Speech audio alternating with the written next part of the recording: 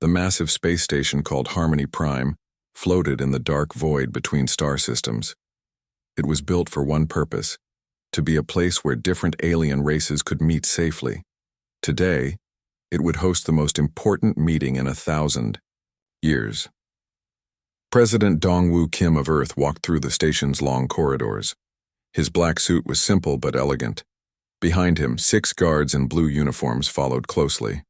Commander Hyojin Park led the security team. She had short dark hair and sharp eyes that missed nothing. Her hand stayed near her weapon, even though this was supposed to be a peaceful meeting. "Sir, we should review the security plan one more time," Park said quietly. Kim shook his head with a gentle smile. "Commander, if we cannot trust each other here, we cannot trust each other anywhere. Today is about building bridges, not walls." The main assembly hall was enormous. It could hold 10,000 beings from different worlds. Strange creatures filled the seats. The thalassans looked like giant sea creatures with smooth blue skin and large dark eyes. They breathed through special masks that kept water flowing over their gills. The Vorthak Empire delegates were tall and thin, with crystal-like skin that changed colors when they spoke. Their voices sounded like music. The Nexari delegation sat together in perfect silence. They were the strangest of all, a race that shared one mind across millions of bodies. When one Nexari thought something, they all knew it instantly. They had gray skin and large heads with no hair, but it was the Keth Dominion that drew the most attention. They were warriors, built for fighting. Each Keth stood over 7 feet tall with thick muscles and dark red skin. Scars covered their arms and faces like medals of honor. Their leader, War Chief Zoltar, sat in the front row. His yellow eyes stared at Kim with barely hidden anger. Kim walked to the speaking platform in the center of the hall. Thousands of alien eyes watched him. He was just a human, smaller than most of the other species, with no special powers or technology that made him superior. But when he began to speak, something magical happened. "Friends from across the galaxy," Kim said, his voice carrying clearly through the hall's speakers. "We gather today not as strangers, but as neighbors sharing the same stars." The translator devices worked perfectly, turning his words into languages that sounded like ocean waves, crystal chimes, and electronic buzzing. But somehow the meaning came through stronger than just words. For too long our species have remained apart. We have built walls of fear and misunderstanding. We have chosen isolation over cooperation. But look around this hall today. See what we can accomplish when we work together. Kim gestured to the station around them. Harmony Prime exists because Thalassan architects designed its structure. Vorthak engineers powered its systems. Nexari coordinators managed its construction. Keth warriors protected it during building. And human diplomats convinced everyone it was possible. Murmurs of agreement rippled through the crowd. Even some Keth nodded, though Zoltar's expression remained cold. "I stand before you not as a representative of humanity alone, but as someone who believes in our shared future. Yes, we are different. Our worlds shaped us in different ways. But these differences are not weaknesses. They are strengths. When we combine Thalassan wisdom with Vorthak innovation, Nexari coordination with Keth courage, and human determination, there is nothing we cannot achieve." The crowd grew quieter. Kim's words seemed to reach something deep inside each listener. Some say that peace is impossible between our species. They point to old wars and ancient grudges. They claim that we are too different to understand each other. I say they are wrong. Kim's voice grew stronger. Peace is not just possible. It is necessary. Our children deserve to grow up in a galaxy where their greatest challenge is reaching the next star, not surviving the next war. Behind Kim, Commander Park scanned the crowd constantly. Her training told her to watch for threats, but she found herself listening to the president's words too. This was why she protected him. This was why humanity needed leaders like Kim. "Today, we will sign the Galactic Cooperation Accord," Kim continued. "This document is more than words on paper. It is a promise. A promise that we will choose diplomacy over violence. A promise that we will share knowledge instead of hoarding it. A promise that we will explore the universe together instead of fighting over pieces of it. The Thalassian delegate raised a webbed hand. What of those who refuse cooperation? What of those who choose war? Kim paused thoughtfully. We will defend ourselves if we must, but we will never strike first. We will always offer the open hand before we make the closed fist. Zoltar stood suddenly. His massive frame cast a shadow over the nearby delegates. Pretty words, human, but words are wind. Your species is young and weak. You speak of peace because you cannot win wars. The hall fell silent. This was the challenge everyone expected but hoped would not come. Kim looked directly at the Keth war chief. You are right, Zoltar. Humanity is young. We have been in space for only 2 centuries while your people have conquered worlds for millennia. But we did not come here to prove our strength. We came to offer our friendship. Friendship? Zoltar laughed, a harsh sound that echoed through the hall. The strong do not need friends.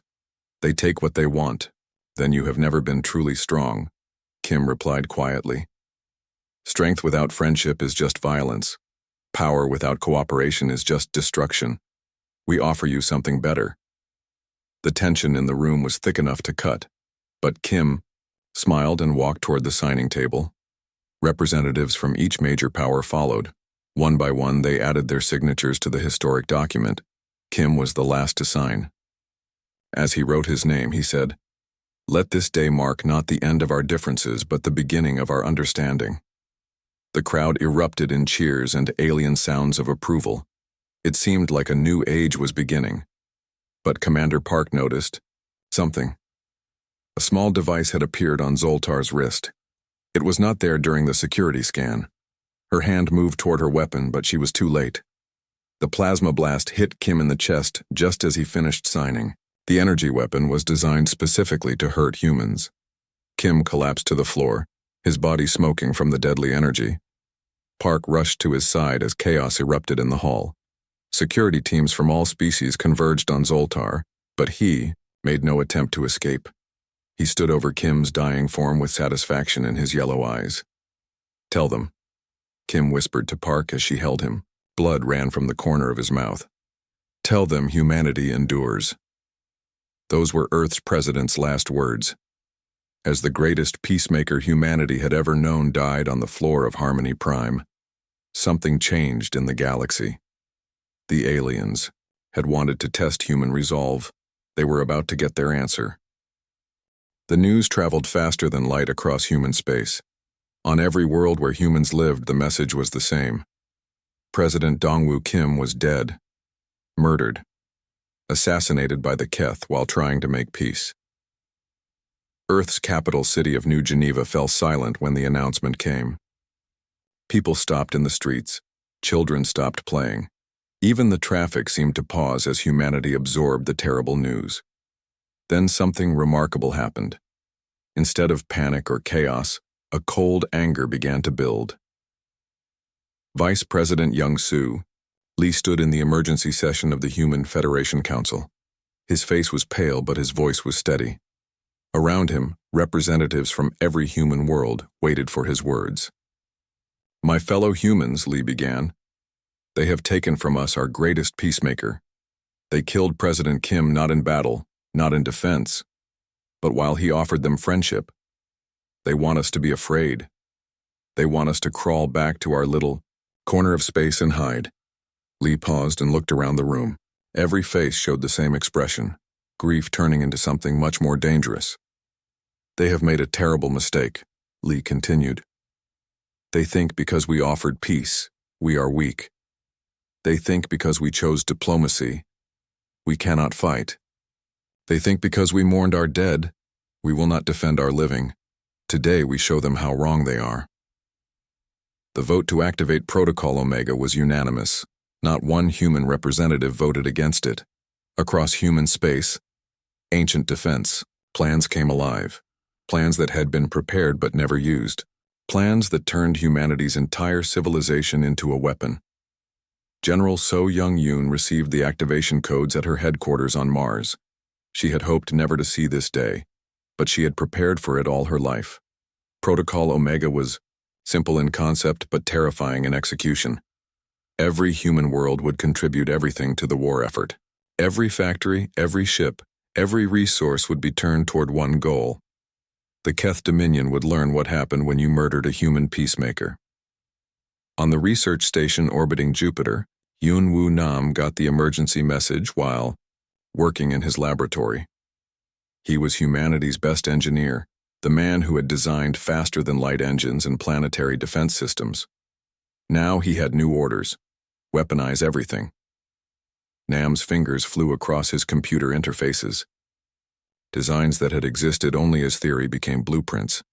Technologies that were meant for exploration became tools of war.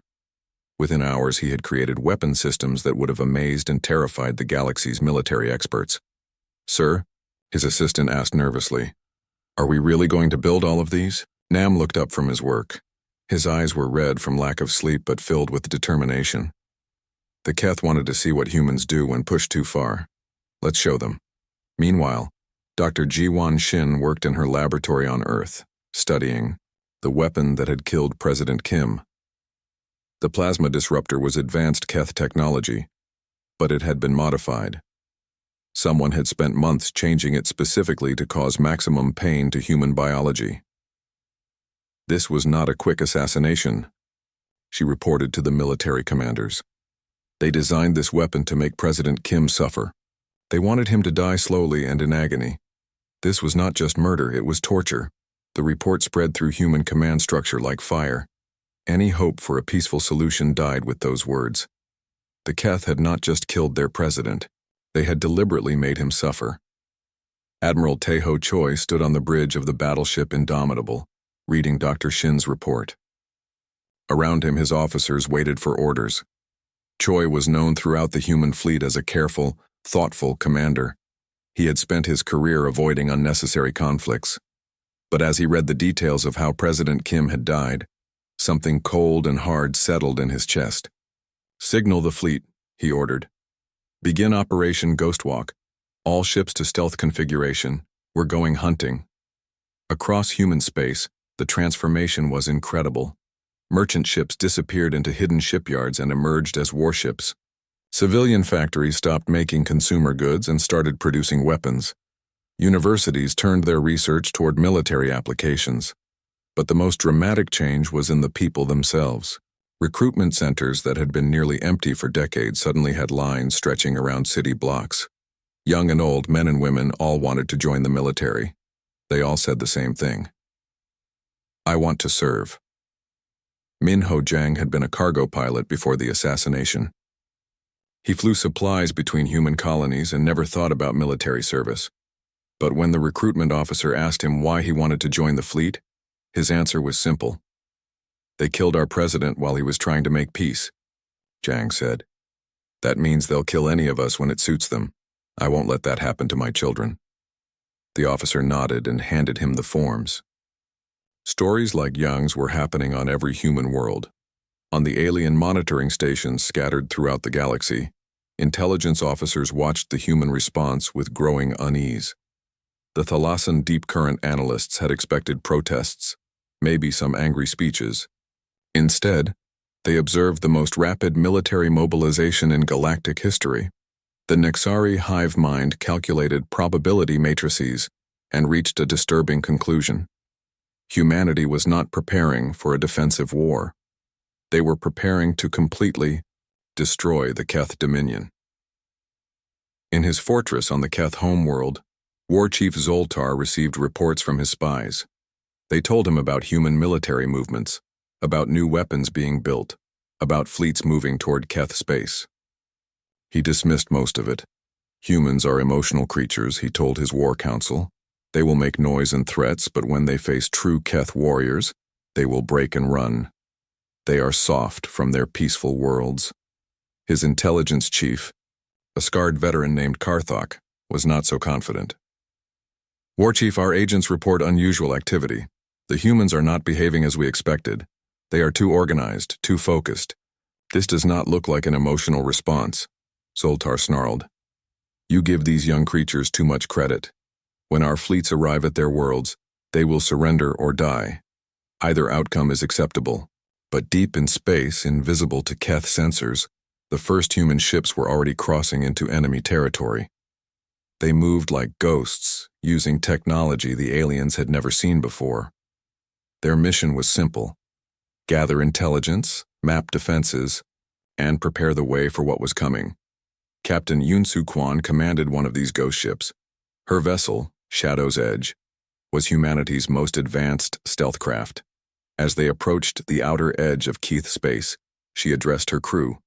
"Remember," she said quietly, "we are not here for revenge. We are here for justice. President Kim died trying to build bridges. We are here to make sure his death means something." The crew nodded. They understood. This was not about hatred or anger. This was about showing the galaxy that humanity protected its own, honored its dead, and defended its principles. The Keth had wanted to test human resolve by murdering their greatest peacemaker. They were about to discover that some tests have very dangerous answers. War Chief Zoltar stood before a massive holographic display, showing the Keth Dominion's military strength. Hundreds of warships, thousands of ground troops, and weapons that had conquered dozens of worlds over the centuries. He felt confident as he addressed his war council. "The humans will come with their anger and their grief," he declared. "We will crush them as we have crushed every enemy before them." Their president's death was just the beginning. His generals nodded and made sounds of agreement. The Keth military had never lost a major war. They were bigger, stronger, and more experienced than the young human race. What could possibly go wrong? The answer came 3 days later, but not in the way anyone expected. The first sign of trouble was small. A supply convoy carrying weapons to a border outpost simply vanished. No distress signal, no wreckage, no trace of what happened. The convoy was there on sensors one moment and gone the next. "Probably a navigation error," Zoltar's staff explained. "They'll turn up." They never did. Then it happened again. And again. Supply ships, communication relays, scout patrols, they all started disappearing. But there were no human fleets on any sensors. No battles, no explosions, no evidence of attack. General Karthok studied the reports with growing concern. "War Chief, this is not random. Look at the pattern. They are targeting our supply lines and communication networks specifically. This is deliberate." Zoltar slammed his fist on the table. "Impossible. Our sensors would detect any human ships. They do not have the technology to hide from us." But humans did have that technology, and they were using it with deadly precision. Captain Yun-Soo Kwon's ship, Shadow's Edge, materialized out of empty space next to a Keth communication satellite. The stealth systems that engineer Hyunwoo Nam had perfected made them invisible to all known sensors. Her crew worked quickly and quietly. "Charges placed," reported Lieutenant Yoo-jin An. "Satellite will go offline in 60 seconds and look like a technical failure." "Good work," Kwon replied. "Target the next relay station. We need to blind them before the main assault begins." This was humanity's new kind of warfare. While the Keth prepared for massive fleet battles and glorious combat, humans struck from shadows. They hit supply lines, communication networks, and support systems. They were not fighting the war the Keth expected. On Earth, cyber warfare specialist Su Bin-oh led teams of human hackers in attacks the Keth never saw coming. The warrior race had powerful weapons and strong ships, but their computer security was designed to stop other warriors, not human cleverness. "Their military computers are all connected," Oh explained to her team. "They never expected an enemy that could turn their own technology against them. Watch this," she typed rapidly on her keyboard. Across Keth space, navigation computers began providing incorrect coordinates. Weapon targeting systems developed mysterious errors. Supply schedules got scrambled.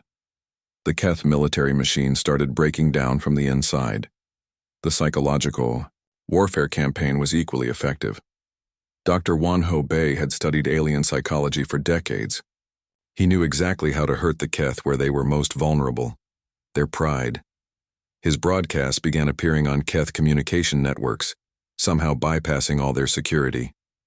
The messages showed President Kim's humanitarian work, helping, refugees building hospitals, mediating peace between warring factions. They showed his final speech about cooperation and friendship. Then they showed his assassination in brutal detail. "This is your great victory?" the broadcasts asked in perfect Keth language. "Murdering a peacemaker? Is this the honor your ancestors taught you?" The messages reached ordinary Keth citizens, not just the military. For the first time, many of them learned the truth about what their leaders had done. Some began to question whether War Chief Zoltar truly represented Keth honor. But the humans were just getting started. Commander Minho Jiang, the former cargo pilot, now flew the most advanced fighter in the human fleet. His squadron specialized in what the military called impossible missions, strikes that seemed to come from nowhere and disappeared just as quickly. "Target is a Keth weapon depot on the third moon of Kalar," he told his pilots. "Intelligence says it's heavily defended. Perfect." His fighters dropped out of hyperspace inside the moon's atmosphere, where no sensors expected them. They struck the depot with precision weapons and vanished before the Keth defensive systems could even activate. The explosion lit up the moon's surface, visible from space. More importantly, it sent a message. Nowhere was safe from human retaliation. The other alien powers watched these events with fascination and growing fear. At the Thalassan Deep Current Analysis Center, senior analysts studied reports from Keth space. "The humans are not fighting like any species we have observed," reported Chief Analyst Gelmar. "They strike without warning, show no interest in glorious combat, and seem to appear and disappear at will. This is not the behavior we expected from an emotional young race." The Nexari hive mind reached similar conclusions. Their collective intelligence processed thousands of data points and reached a disturbing result.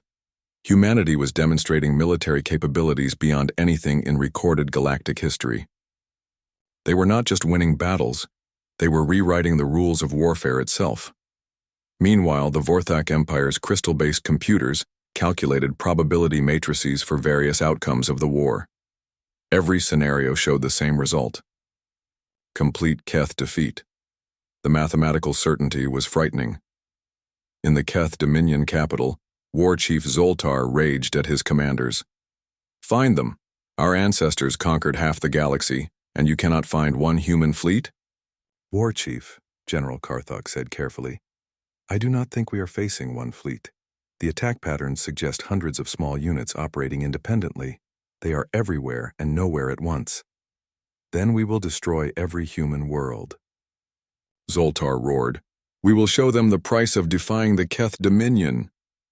But when he tried to contact his fleet commanders to order attacks on human colonies, he discovered something disturbing. Half his communication network was down. Supply lines to his border fleets were cut. 3 major weapon factories had suffered. Mysterious explosions. The humans had been busy. Dr. Ji-Wan Shin, studying Keth military doctrine from her laboratory on Earth, made another important discovery. She analyzed their tactics, their ship designs, their strategic thinking. Her conclusion was both simple and devastating. "The Keth are magnificent warriors," she reported to Admiral Choi. "But they only know one way to fight. They depend on direct confrontation, overwhelming force, and enemy fear. They have no experience with an opponent who refuses to play by their rules." Admiral Choi nodded as he read her report. "So we continue refusing to play their game." "Exactly. Every time they prepare for the battle they expect, we fight the battle they don't expect. Eventually, their entire military structure will collapse from confusion and supply problems. It was a strategy only humans could have developed. They had learned warfare not from conquering other species, but from fighting each other for thousands of years on one of the galaxy's most dangerous planets. They understood that winning wars was not about having the biggest weapons or the strongest warriors. It was about being smarter than your enemy."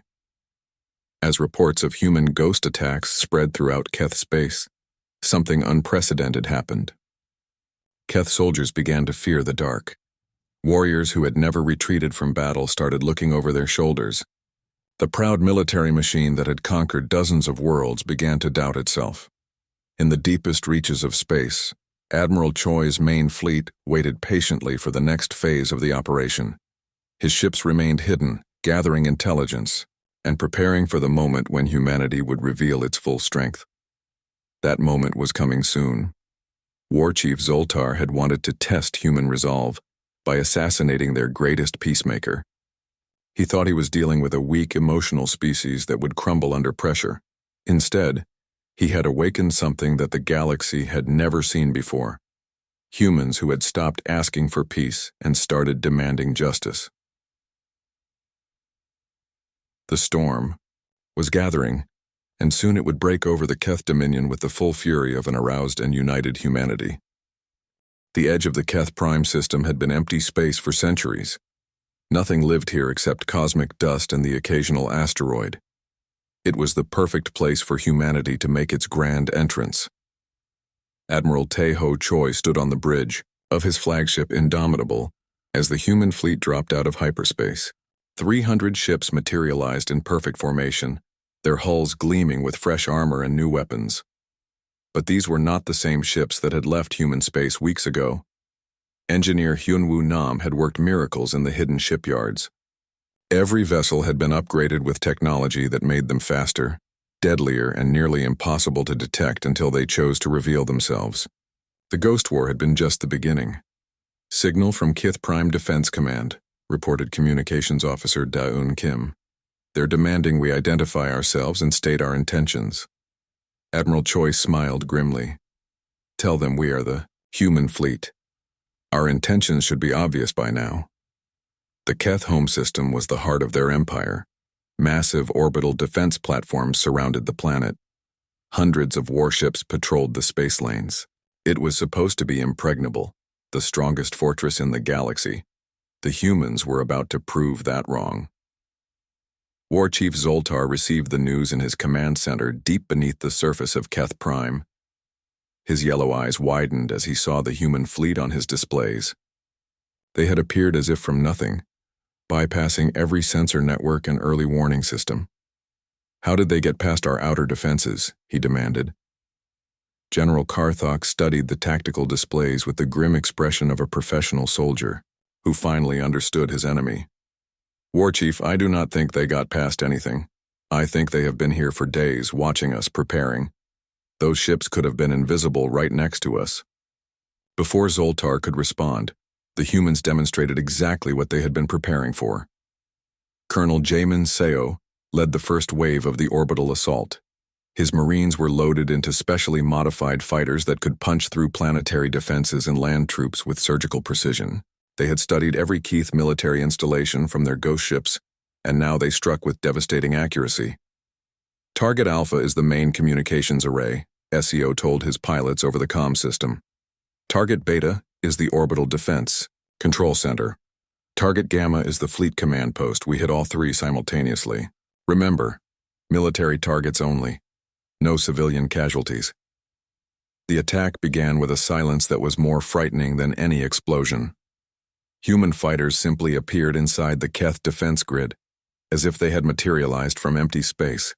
The defense systems that should have detected and destroyed them never even registered their presence. Lieutenant Yujin An guided her fighter through the defense grid like a surgeon with a scalpel. Her target was a massive orbital platform that controlled the planet's defensive weapons. Keth gunners fired desperately in all directions, but they were shooting at ghosts. Charges placed and armed, she reported calmly. Platform will be offline in 30 seconds. The explosion that followed was visible from space. But instead of destroying the entire platform and killing everyone aboard, the human charges had been precisely placed to disable weapons and communications while leaving. Life support intact. The Keth crew survived, though their ability to fight was gone. This pattern repeated across the entire system.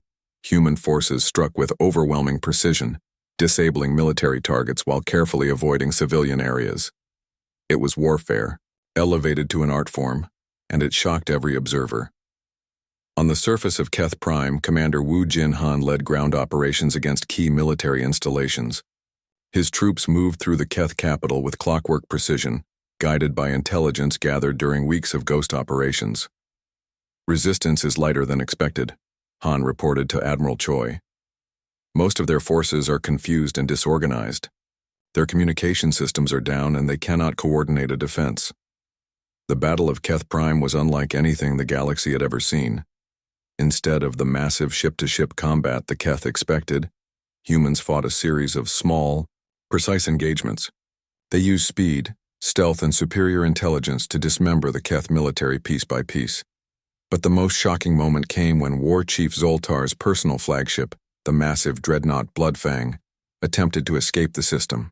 With the remaining Keith fleet, Captain Dayun Kim intercepted them in her cruiser, Righteous Fury. Her ship was 1/10 the size of the Keith dreadnought. But size was not everything in this new kind of warfare. "War Chief Zoltar," she broadcast on all frequencies, "this is Captain Kim of the Human Federation Navy. You are ordered to surrender and face justice for the assassination of President Dongwoo Kim." Zoltar's response came back filled with rage and contempt. "I will die before I surrender to a weak human female." "That can be arranged," Kim replied coldly. The fight that followed lasted less than 10 minutes. Zoltar's massive ship had powerful weapons and thick armor, but it was designed for fighting other traditional warships. Captain Kim's vessel moved like a dancer, striking from unexpected angles with weapons that cut through Keth armor like paper. When the Bloodfang's engines exploded, taking the war chief with them, a strange quiet fell over the battlefield. The most powerful military leader in Keth history was dead, killed by a human captain whose ship could have fit inside his cargo bay. The remaining Keth forces began surrendering immediately. But what happened next shocked the watching galaxy even more than the military victory. As Keth soldiers laid down their weapons and prepared for the brutal treatment they would have given human prisoners, they discovered something unprecedented. Human medics treated wounded Keth soldiers. Human engineers restored power to disabled Keth ships so life support would continue working. Human commanders made sure prisoners received food, water, and medical care. General So Young-yoon addressed the surrendered Keth military leaders from the ruins of their command center. Her words were translated and broadcast throughout Keth space. "You expected us to be like you," she said simply. "You thought we would kill your civilians, enslave your people, and rule through fear. You were wrong. We came here for justice, not conquest. Your leaders chose war when we offered peace, but your people do not have to pay for their leaders' mistakes." The psychological impact was devastating. Keth soldiers who had been prepared to fight to the death found themselves questioning everything they had been taught about human weakness and cowardice. On Keth Prime's surface, Dr. Wanho Bay established temporary humanitarian centers for displaced civilians. The same psychological warfare expert who had demoralized Keth forces now worked to help civilian populations adjust to their new reality. "Your war chief told you that humans were weak and emotional," he explained to crowds of Keth civilians through translator devices. He was half right. We are emotional, we feel grief for our dead, anger at injustice, and compassion for those who suffer. But these emotions make us stronger, not weaker. The alien observers throughout the galaxy struggled to understand what they were witnessing. The Thalassan analysts had expected either complete human defeat or a brutal human conquest. Instead, they saw something that had never happened in recorded galactic history. A complete military victory followed immediately by humanitarian assistance for the defeated enemy. The Nexari hive mind processed thousands of data points and reached a conclusion that terrified and amazed them. Humanity had not just won a war. They had revolutionized the concept of warfare itself. They had proven that it was possible to be completely ruthless toward enemy military forces, while simultaneously showing compassion for enemy civilians. Admiral Choi stood in the ruins of the Keith Military Command Center, reading reports from across the star system. In less than 48 hours, humanity had dismantled the most powerful military force in the local galaxy. They had done it with minimal casualties on both sides and without harming a single civilian. "Sir," Communications Officer Kim reported, "we're receiving surrender offers from Keth colonies throughout their territory. They're asking for the same terms we gave Keth Prime." "Grant them," Choi ordered. "Make it clear that any world that surrenders peacefully will be treated with respect and dignity." The message spread throughout Keth space faster than their armies could retreat. One by one, Keth colonies and outposts chose surrender over destruction.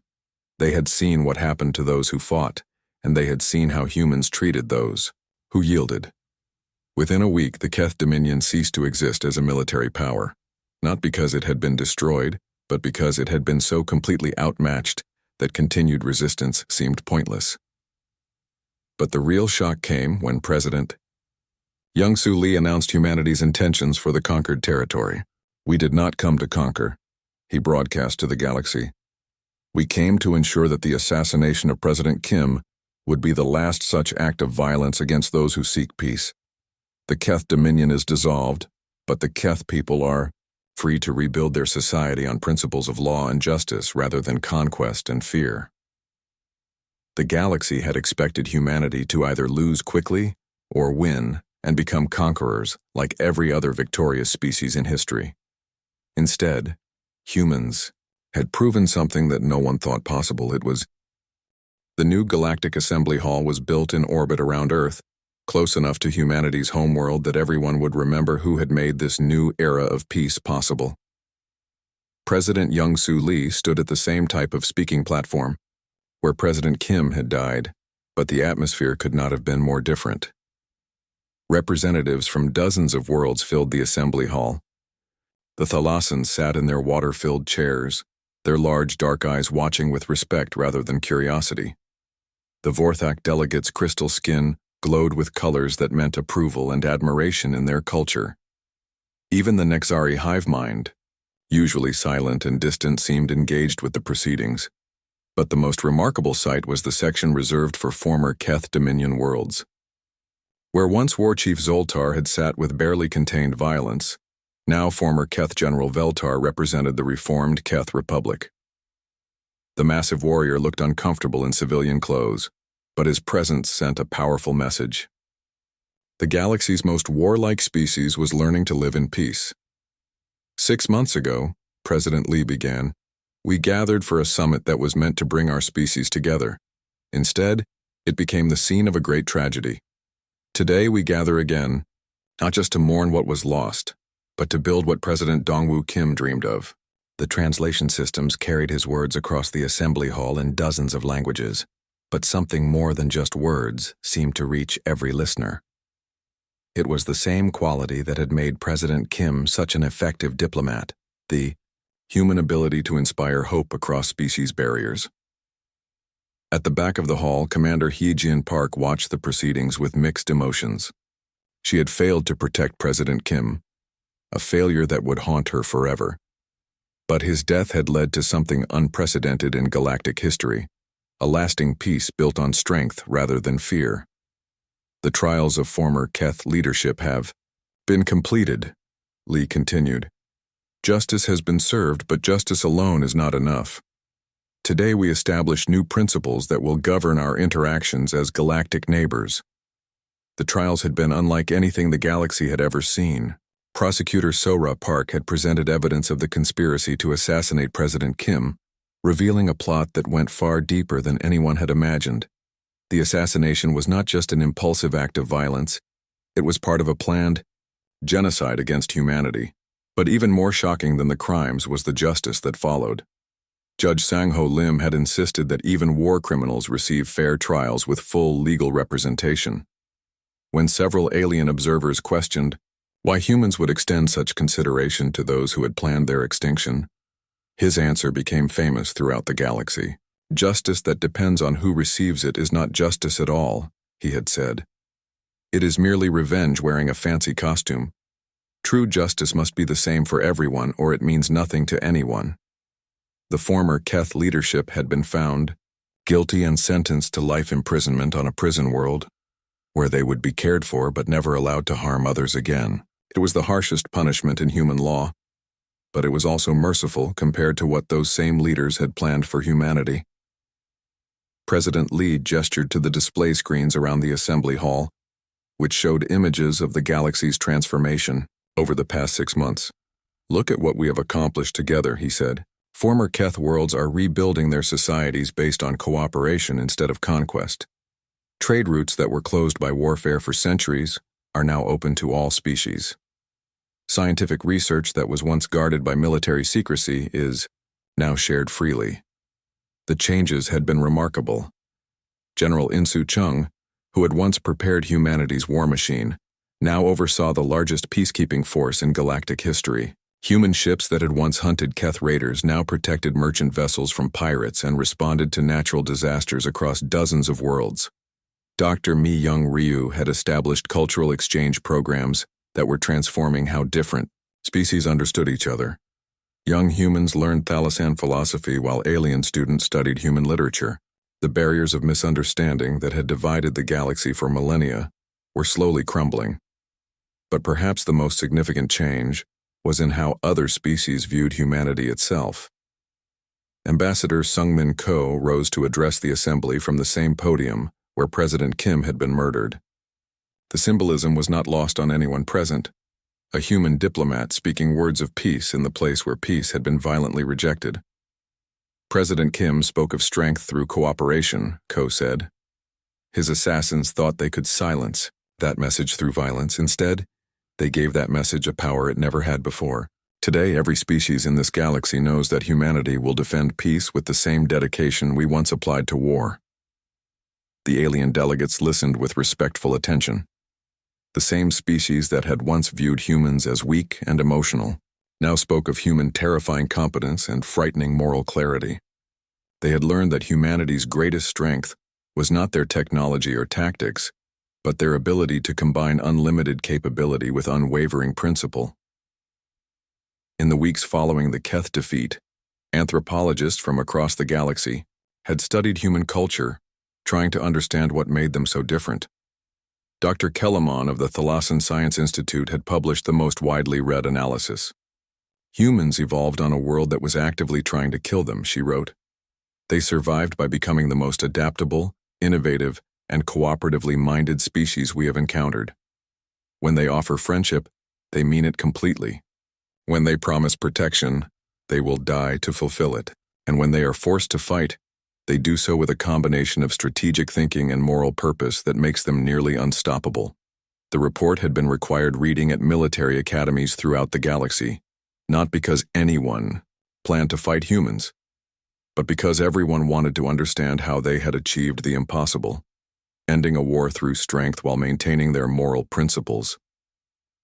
As the assembly session continued, former Keth General Veltar rose to speak. His presence at the podium was perhaps the most powerful symbol of how much the galaxy had changed. War Chief Zoltar told us that humans were weak because they chose diplomacy over violence, Veltar said in his deep, rumbling voice.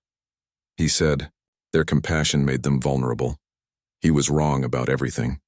Human compassion is not weakness. It is strength so great that it can transform even their enemies into allies.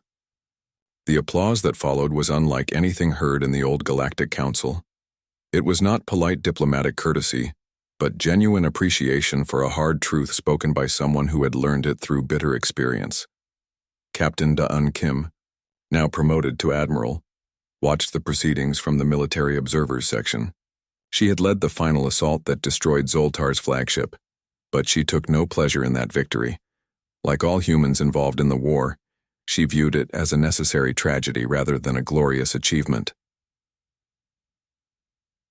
President Lee concluded the session with words that would be carved into the memorial built at Harmony Prime to honor President Kim's memory. We did not seek this path, he said. We would have preferred to build our galactic community through peaceful means. But when peace was denied, we proved that those who mistake kindness for weakness do so at their own peril. Today, we offer that same hand of friendship to all species, backed by the same strength that ended the Keth dominion. Choose wisely. As the delegates filed out of the assembly hall, conversations in dozens of languages filled the corridors. The topic was always the same: the remarkable transformation that humanity had brought to galactic civilization. The Nexari, hive mind, speaking through their primary delegate, made perhaps the most insightful observation. Humans have taught us that true strength does not come from the ability to destroy your enemies, but from the ability to transform them into friends. This is a lesson our species will study for generations. In the months that followed, the new galactic order continued to evolve. The reformed Keth Republic became one of humanity's strongest allies, with former warriors now serving as peacekeepers and disaster relief specialists. The psychological impact of seeing proud Keth soldiers working alongside human relief workers to help flood victims on Thalassian colonies resonated throughout the galaxy. Trade flourished as species that had been suspicious of each other for centuries began to cooperate. Scientific advances accelerated as researchers shared knowledge freely. Art, literature, and music crossed species barriers, creating new forms of beauty that none could have achieved alone. But perhaps most importantly, the galaxy learned to respect the human approach to conflict resolution. When disputes arose between species, the first question asked was no longer, who has the stronger military, but rather, what would humanity do?